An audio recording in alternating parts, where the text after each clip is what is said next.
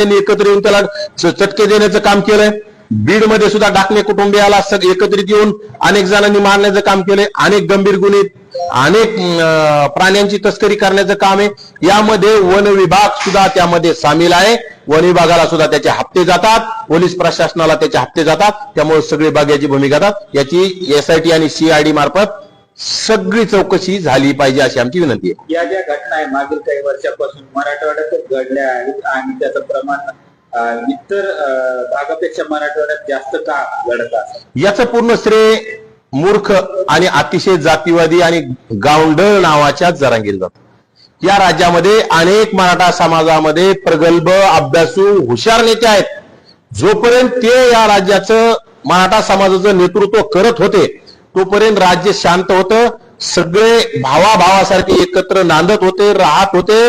पण जरांगे सारखा निव्वळ बिंडोक माणूस समोर आला आणि कुठेतरी या राज्याला कोणाची तरी दृष्ट लागल्यासारखं प्रमाण झालं आणि राज्यामध्ये जाती जातीत भांडणं, जाती जाती द्वेष आणि जाती जातीपासून आता जातीपातीच्या पलीकडे विषय गेलाय. आता तर गुंडगिरीला जातपात राहील नाही.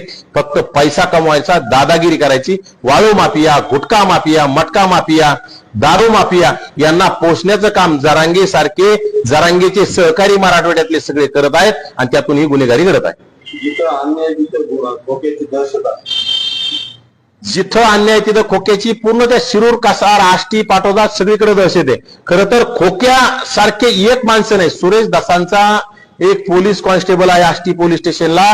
त्यांनी अगदी महिला दिनाच्या दिवशी एका महिलेवर बलात्कार केलाय आणि यापूर्वी 1-2 वर्षापूर्वी त्यांनी बलात्कार केला होता. तो निलंबित झाला होता. त्यातून पुन्हा तो बाहेर आला आणि आवर्जून सुरेश दासांनी तिथं फक्त वसुली करण्यासाठी तो सुरेश दासांचा लाडका कॉन्स्टेबल तिथं बसवलेला आहे. माझा तर सुरेश दासावर सुद्धा आरोप आहे. कारण की जर आयांचा पोलीस कॉन्स्टेबल महिलावर बलात्कार करत असेल तर कधी कधी मला असं सुद्धा म्हणजे डोक्यात येतं की